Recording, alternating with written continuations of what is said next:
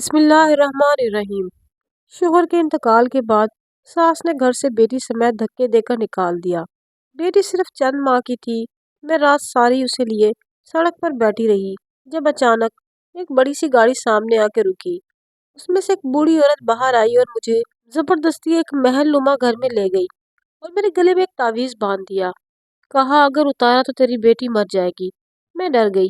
جب اسی رات اس کا انتقال ہو گیا، میں نے اس کے مرنے کے بعد وہ تعویذ کھولا تو میرے پیروں تلے زمین کھسک گئی، کیونکہ اس تعویذ میں تو اس عورت کا… میرا شوہر مجھ سے بہت محبت کرتا تھا، ہماری ایک بیٹی بھی تھی اور ہم ایک خوشحال زندگی جی رہے تھے۔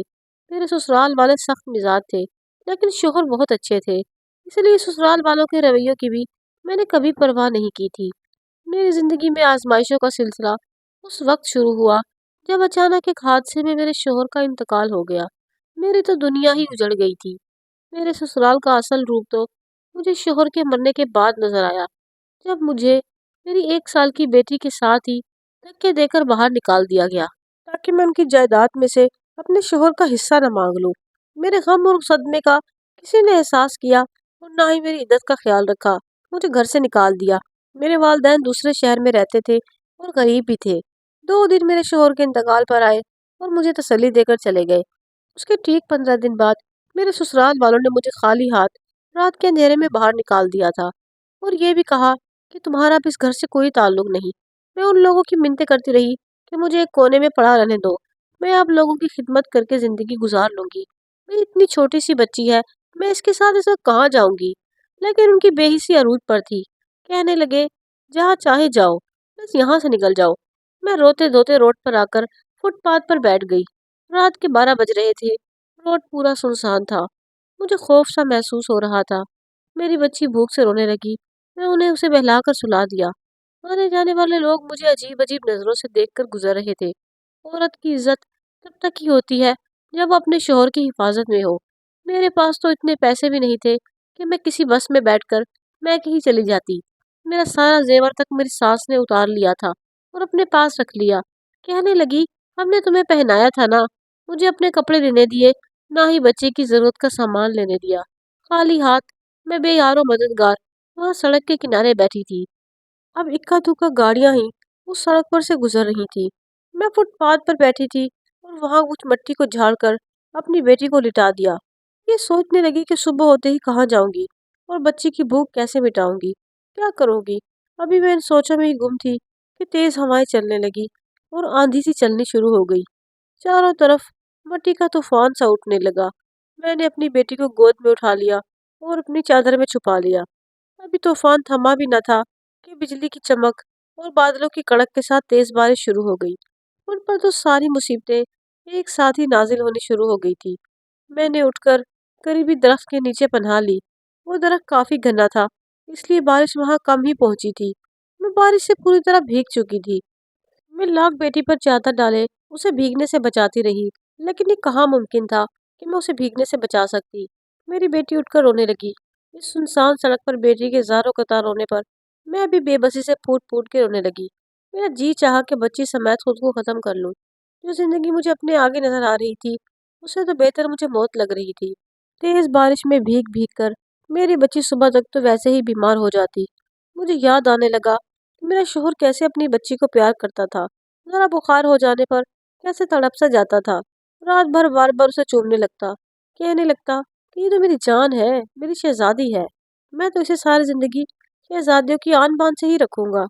اس کی آنکھیں بند ہوتے ہی کیسے اس کے خاندان والوں نے اس کی بیٹی کے بارے میں بھی نہ سوچا تھا، یہ بھی نہ سوچا کہ میں ان کے گھر کی عزت ہوں اور ان کی بہو ہوں۔ مجھے یوں منہ اندھیرے باہر دھکے دے کر نکال دیا۔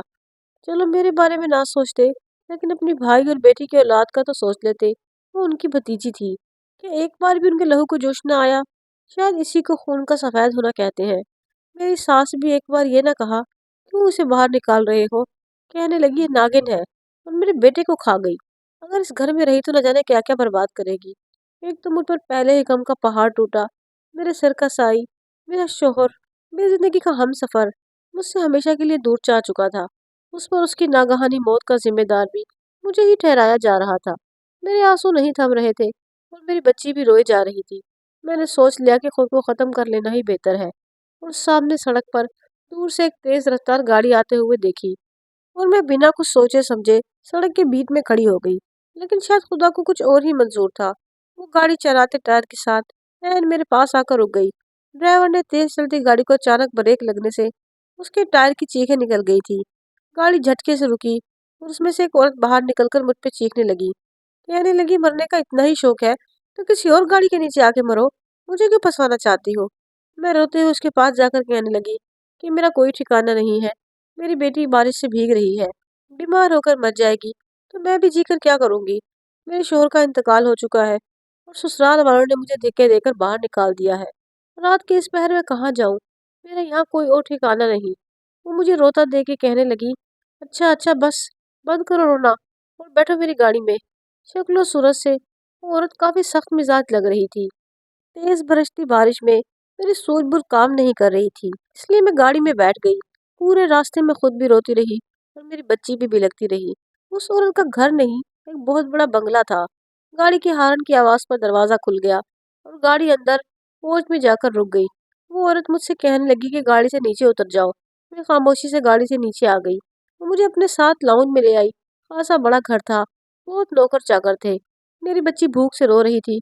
उसने मुझसे पूछे बिना ही एक मुलाजमा से कहा कि एक कप में दूध लेकर आओ, बच्ची कब से भूखी है। वो मुलाजमा एक तरफ चली और मैं सोफे पर बैठ गई। मैंने बच्ची को चम्मच से दूध पिलाया और मेरी बच्ची फटाफट से दूध पी रही थी। शायद वो पता नहीं कब से भूखी थी। मेरी आंखों से आंसू बहने लगे। मेरे शोहर उसका दूध का डब्बा खत्म होने से पहले ही दूसरा ले आते थे तो उसकी बेटी को कभी किसी चीज की कमी ना हो। और आज मेरी बच्ची पूरे 8 घंटे बाद कुछ खा रही थी। न चाहते हुए भी मेरे दिल में एक शिकवा सा उठा था कि मेरा शोहर अभी मुझे छोड़कर न जाता। मैं तो उसके बगैर बिल्कुल ही बेसहारा होकर रह गई थी। वो औरत कभी मुझे रोते हुए देख रही थी तो कभी मेरी बच्ची को झटपट दूध पीते। जैसे ही मेरी बेटी का पेट भर गया वो आंखें बंद करने लगी। उसे नींद आ रही थी। वो औरत मुझसे बोली कि तुम सामने कमरे में चली जाओ, मैंने तुम्हारे और तुम्हारी बच्ची के कपड़े भिजवाए हैं, तुम कपड़े तब्दील कर लो और बच्ची को सुला दो, फिर वापस बाहर आ जाना, मुझे तुमसे कुछ बात करनी है। मैं इस बात में सर हिलाकर सामने कमरे में चली गई। कुछ देर के बाद एक मुलाजमा मुझे मेरे एक छोटे बच्चे के कपड़े देकर चली गई। मेरे लिए उस औरत ने शायद अपना जोड़ा दिया था। खासी ढीला ढाला सा था। वो मोटी वजूद की मालिक थी, अलबत्ता मेरी बेटी का सूट से पूरा था। मैंने अपनी बच्ची के कपड़े तब्दील करवाए और उसे बेड पर लेटाकर सुला दिया। मैं यही सोच रही थी कि अब वो औरत मुझसे सुबह यहाँ से चले जाने के लिए कहेगी। मैं अपनी 1 साल की बच्ची को कहाँ लेकर जाऊंगी। मेरे पास तो लाहौर जाने का किराया तक नहीं है कि अपने वालिदैन के पास चली जाऊं। फिर ये ख्याल आने लगा कि मेरा बोझ फिर से मेरे बूढ़े माँ बाप के नातमा कंधों पर आ जाएगा। बेटी बेवा होकर लौट आए, माँ बाप की हिम्मत को तोड़ देती है। फिर मैंने सोचा कि एक बार उस खातून से ये कहकर देखूंगी कि वो मुझे काम पर मुलाजमा रख ले। मुझे बस 2 वक्त की रोटी दे दे और मुझे कुछ नहीं चाहिए। मुझे बस एक ठिकाना मिल जाएगा। मेरी बेटी सो चुकी थी। मैंने अपने कपड़े तब्दील किए और कमरे से बाहर निकल आई। वो औरत अब भी सोफे पर बैठी किसी सोच में गुम थी। मुझे देखकर एक नज़र उसने मुझ पर तनफीरी सी डाली और फिर सोफे पर बैठने का इशारा करने लगी। मैं उसके सामने बैठ गई। न जाने क्यों वो मुझे टिकटिकी बांधे देख रही थी। मैं उसकी नज़रों से नर्वस होने लगी। न जाने क्यों मुझे ये ख्याल आने लगा कि न जाने ये औरत कौन है, क्या काम करती है। कहीं ये औरतों को बेचती तो नहीं। क्योंकि जिस अंदाज से वो मुझे सर से पैर तक देख रही थी, मेरे दिल में एक के बाद एक मनफी सोचें आने लगी कि कहीं ये मुझे आगे बेच ही ना दे। ऐसा भला कौन होता है जो रास्ते में गाड़ी से टकरा जाने वाली बेसहारा लड़की को अपने घर ले आए। मुझे कुछ घबराहट सी होने लगी। उस औरत का अगला जुमला सुनकर मेरे हवास उड़ने लगे। वो कहने लगी कि तुम देखने में तो काफी खूबसूरत हो, जवान और कम उम्र भी हो। उसकी ये बात सुनकर मुझे न जाने क्यों ये लगने लगा यकीनन ये औरत मुझसे बदकारी करवाना चाहती है। वो मुझे गौर से देखकर मुस्कुराने लगी। कहने लगी, अब जाकर सो जाओ, कल तफसीली बात करूंगी। मैं जल्दी से कमरे में आ गई। कमरा बंद करके लॉक कर दिया। मेरा दिल परेशान होने लगा कि अब क्या करूं। मैं तो बुरी तरह से यहाँ फंस जाऊंगी। मेरी रही सही नींद भी उड़ गई। मैं कमरे में बेचैनी से चक्कर काटने लगी। मुझे ये डर लगने लगा कि अभी दरवाज़ा खड़केगा और एक मर्द मेरे कमरे में दाखिल हो जाएगा। ये औरत मेरे पैसे वसूल करेगी। जैसे जैसे मैं सोचती जा रही थी, मेरा दिल बैठा जा रहा था। मैंने कमरा खोल के देखा तो पूरे लॉन में सन्नाटा था। मैंने अपनी बच्ची को गोद में लिया और बाहर निकल गई। फजर से कुछ पहले का वक्त था। मैं यहाँ से भाग जाना चाहती थी, क्योंकि मुझे अपनी इज्जत का खतरा था। न जाने ये औरत कौन है और मुझसे क्या नाजायज काम करवाएगी। मैं बहुत खौफजदा हो गई थी। मैं लॉन से निकलकर बाहर लॉन में आई तो सामने मेन गेट के पास कुर्सी रखे चौकीदार ऊँघ रहा था। बारिश रुक चुकी थी, बस ठंडी हवाएं चल रही थी। मैं दबे कदमों आगे बढ़ी। मेरी कोशिश यही थी कि खामोशी से दरवाज़ा खोल के बाहर निकल जाऊं। जैसे ही मैंने धीरे से दरवाज़ा खोला, मेरी बेटी उठकर रोने लगी। चौकीदार हड़बड़ाकर उठ बैठा। मुझे देखकर कहने लगा, ए लड़की, कहाँ भागती हो? मैं घबरा सी गई। मैंने कहा, बस एक रात के लिए ही आई थी। मैं पनाह चाहती थी और मुझे वापस जाना है। वो कहने लगा कि बेगम साहिबा की इजाज़त के बगैर मैं तुम्हें कहीं नहीं जाने दूंगा। चौकीदार गुस्से से कराकर मुझसे बोला और मैं परेशान सी हो गई। मैं वापस अंदर आ गई। कमरे में जाकर बेटी को बेड पर लिटाया और थपथपा के सुलाने लगी। मेरे आंसू टप टप बहने लगे। मुझे न जाने क्यों अपने कानों में खतरे की घंटियां सुनाई देने लगी। मेरा दिल फिर अपने रब से शिकवे और आहज़ारी करने लगा। काश कि मेरा शोहर जिंदा होता और वो मेरी इज्जत का मुहाफिज था। उसके साथ रहते हुए मुझे कभी किसी से खौफ महसूस नहीं हुआ, और उसके बगैर तो एक रात में कहाँ से कहाँ पहुंच गई थी। मैं दिल ही दिल में अल्लाह से दुआ मांगने लगी कि ऐ मेरे रब, मेरी इज्जत की हिफाजत फरमा। रोते रोते न जाने कब मेरी आंख लग गई। सुबह जब मैं उठी तो दिन के 12 बज गए थे। मैं फौरन से उठ बैठी। मेरी बच्ची भी जाग गई थी। उसे भूख लग रही थी। मैं हाथ मुंह धोकर बेटी को गोद में लिए बाहर आ गई। मैं ये सोच चुकी थी कि नाश्ता करते ही मैं उस औरत से कहूंगी कि मैं यहाँ से जाना चाहती हूँ। मैं बाहर आई तो वो औरत सामने सोफे पर ही बैठी थी। मुझे देख के मुस्कुराने लगी। उसके सामने टेबल पर नाश्ता रखा था। नाश्ता करो, तुम्हारी बेटी के लिए मैंने फीडर मंगवाया है। मुलाजमत दूध डालकर लाती ही होगी। मैं खरामा खरामा चलते हुए सोफे पर उसके बराबर बैठ गई। उसने मेरी बेटी को मेरी गोद से ले लिया। वो कहने लगी, तुम आराम से नाश्ता करो, मैं इसे संभाल लेती हूँ। एक मुलाजमा फीडर में दूध डाले ले आई। वो मेरी बेटी को फीडर पिलाने लगी। मैंने जल्दी जल्दी नाश्ता किया, इससे पहले कि वो औरत मुझसे बात शुरू करती। मैंने कहा कि मुझे अब इजाज़त दें। आपका बहुत बहुत शुक्रिया जो आपने मेरी इतनी मदद की। अब मैं लाहौर में बस पकड़कर लाहौर चली जाऊंगी। वहाँ मेरे माँ बाप हैं और मैं उनके पास जाना चाहती हूँ। मेरी बात सुनकर उसके चेहरे के तासुरात बदलने लगे। वो मुझे गुस्से से कहने लगी, कोई ज़रूरत नहीं तुम्हें कहीं भी जाने की। फिर अपने गले से एक तावीज़ उतार कर मुझे ज़बरदस्ती पहना दिया। कहने लगी, अगर तुमने ये तावीज़ उतारा तो तुम्हारी बेटी मर जाएगी। ये सुनकर मेरे तो होशो हवास उड़ने लगे। कौन सा तावीज़ था वो जिसे उतारते ही मेरी बेटी मर जाती। मुझसे खाने का पूछने लगी कि मैं क्या खाऊंगी। मैंने कोई जवाब नहीं दिया। मैंने कहा, मुझे यहाँ से जाने दो। कहने लगी कि अब तुम यहाँ से कभी नहीं जा सकती। अगर तुमने भागने की कोशिश की तो मेरे मुलाजिम तुम्हें गोली मार देंगे। बस मुझे उसके आने का इंतज़ार है। वो शायद रात तक यहाँ पहुँच जाए। जैसे ही वो आ गया मैं तुम्हारा इंतज़ाम कर दूंगी। ये सुनकर तो मुझे अब कोई शक नहीं रहा था, बल्कि यकीन सा हो गया था कि वाकई वो औरत मेरे किसी के साथ सौदा कर चुकी है और वो रात तक यहाँ पहुँच जाएगा। मैं रोने लगी, उसके सामने हाथ जोड़ने लगी कि मुझे यहाँ नहीं रहना, प्लीज़ मुझे आज़ाद कर दे। लेकिन वो तो औरत न जाने क्यों बेहिसी की तस्वीर बनी बैठी थी। कहने लगी, चुप रहो, खबरदार जो एक लफ्ज़ भी बोली। बड़ी मुश्किल से तो तुम जैसी खूबसूरत लड़की मिली है और तुम चाहती हो मैं तुम्हें जाने दूं। मैंने कहा, मैं तुम्हारी ज़रख़रीद बनकर नहीं रहना चाहती, मुझे जाने दो। ये सुनकर उसका चेहरा गुस्से से तमतमाने लगा। कहने लगी, अगर तुम चुप ना हुई तो मैं तुम्हें कमरे में बंद कर दूंगी। मैं डर सी गई। पूरा दिन मेरा रोकर गुजरा। न जाने मैं किस गिरोह में फंस गई थी। जैसे जैसे शाम का अंधेरा बढ़ रहा था मेरा दिल घबराने लगा। 100 किस्म के वसवसे मेरी जान निकाल रहे थे। न जाने किस शख्स को वो मुझे बेचने लगी थी और रात को न जाने मेरे साथ क्या करेगा।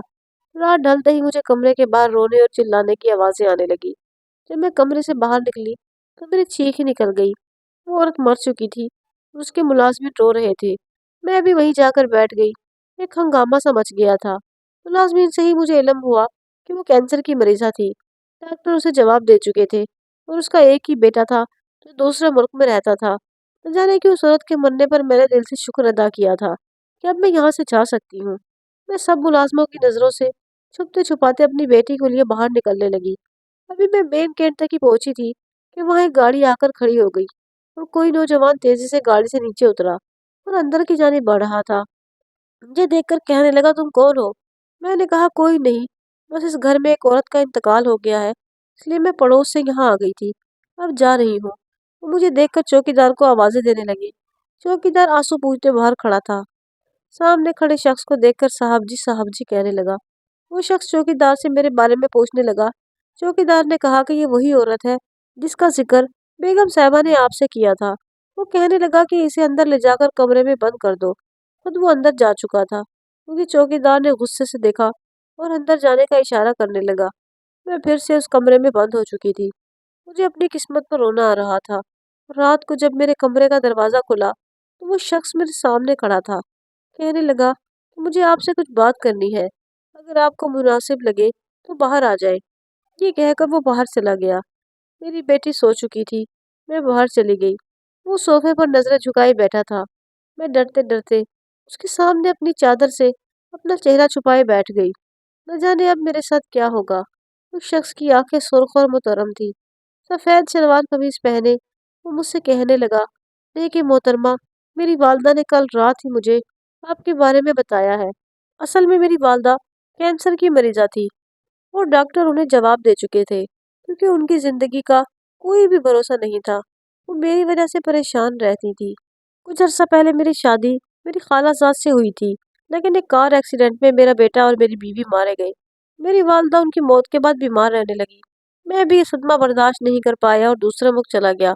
मेरी वालदा मेरी दूसरी शादी कराना चाहती थी, लेकिन किसी ऐसी खातून के साथ जो पैसों की लालची ना हो और घर भी संभाले। लेकिन मैं शादी के हक में नहीं था। तो मेरी वालदा को ये मालूम हुआ कि वो कैंसर जैसे मर्ज में मुब्तला है तो उन्हें मेरी फिक्र सताने लगी। और कल उन्होंने मुझसे यही कहा कि उन्हें वो मेरे लिए पसंद है। आप एक बेसहारा भी हैं और आपको सहारे की ज़रूरत है। आप इद्दत में भी हैं, लेकिन मैं ज़बरदस्ती का काल नहीं हूँ।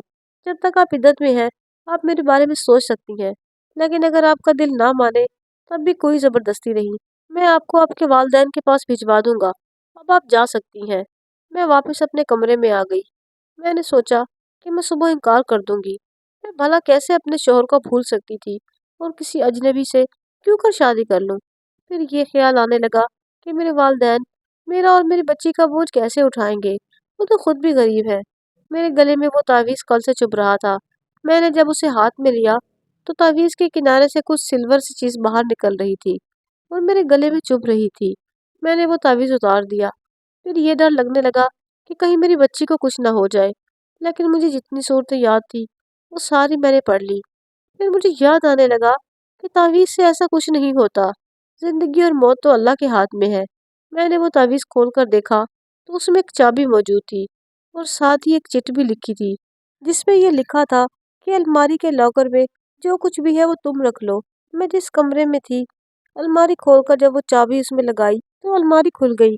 उसमें बहुत सारा जेवर रखा था जो मेरे हालात बदल सकता था। सुबह तक मैंने उस शख्स से कह दिया कि वो मुझे मेरे माँ बाप के घर पहुंचा दे। मैं अपने शोहर के नाम पर ही जिंदगी गुजारना चाहती हूँ। उसने कोई भी एतराज़ नहीं किया और ड्राइवर के साथ मुझे वहां पहुंचा दिया। जेवर बेचकर मैंने छोटा सा घर खरीदा। सिलाई मुझे आती थी। मैंने मशीनें रखी और सिलाई सेंटर खोल लिया। इसके अलावा बुटीक के कपड़े भी सीने और सिलवाने लगी। आज मेरे पास लाखों रुपए मौजूद है। मेरी बेटी कॉलेज में आ गई है और मैं एक बाइज्जत जिंदगी जी रही हूँ। दिल से अल्लाह का शुक्र अदा करती हूँ कि उस औरत के लिए भी दुआ गो होती हूँ जो रिश्ते में मेरे लिए कुछ न थी, लेकिन अपने आखिरी वक्त में मेरे लिए मसीहा बन गई। मेरा इस बात पर ईमान पुख्ता हो गया कि जब अल्लाह किसी से कोई कीमती चीज़ ले लेता है तो उसका नेमो बदल उसे ज़रूर अता करता है। मेरे पास शोहर नहीं था, लेकिन एक हिलाल और जायज़ रोज़गार ज़रूर था। मुझे उम्मीद है कि आपको ये कहानी ज़रूर पसंद आई होगी।